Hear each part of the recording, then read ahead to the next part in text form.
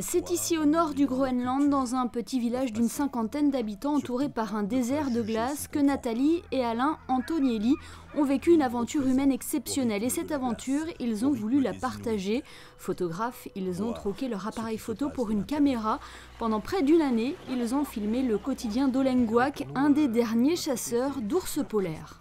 C'est une histoire authentique d'abord. C'est de dire que au bout du Groenland, dans un endroit complètement perdu, qui est même, on va dire, quasi inconnu des Groenlandais eux-mêmes, vivent des gens et que ces gens ont besoin de la nature pour fonctionner. Et cette nature, aujourd'hui, elle est un petit peu malmenée. Quand on nous dit qu'il y a 20 ans, il y avait 2 mètres d'épaisseur de banquise et qu'aujourd'hui, on a 30 à 40 cm au mieux. Voilà, le message il est là. Bien sûr, ce n'est pas un film ni scientifique, nous ne sommes que des observateurs, nous ne sommes que photographes, mais ça nous paraissait important de montrer que notre modèle peut avoir des impacts et que c'est concret. On nous pose souvent la question, mais c'est vrai, vous voyez réellement ceci, vous voyez cela. Donc voilà, c'était montrer la vie et une vie authentique, une vie avec les ressources qui sont sur place. C'est vrai que ça peut choquer, ça j'en suis conscient, mais c'est la vie telle qu'elle a toujours été.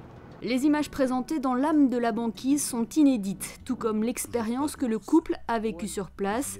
Ils ont évolué avec les Inuits à leur rythme et au rythme de la glace par des températures souvent extrêmes. C'est sûr qu'il y a des difficultés dues à la température, qui peut être, comme vous le dites, jusqu'à moins 40 on a eu.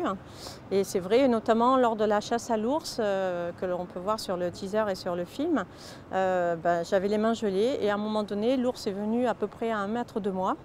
Et je pensais filmer et en fait je ne filmais pas parce que j'avais des moufles énormes et en fait voilà, je n'ai pas du tout enclenché la caméra.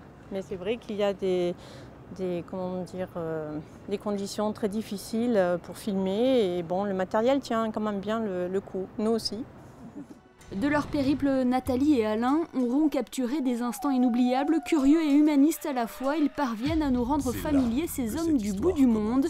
A noter que le réalisateur Jérôme Esplat a prêté main forte au couple Antonielli pour monter ce documentaire de 52 minutes.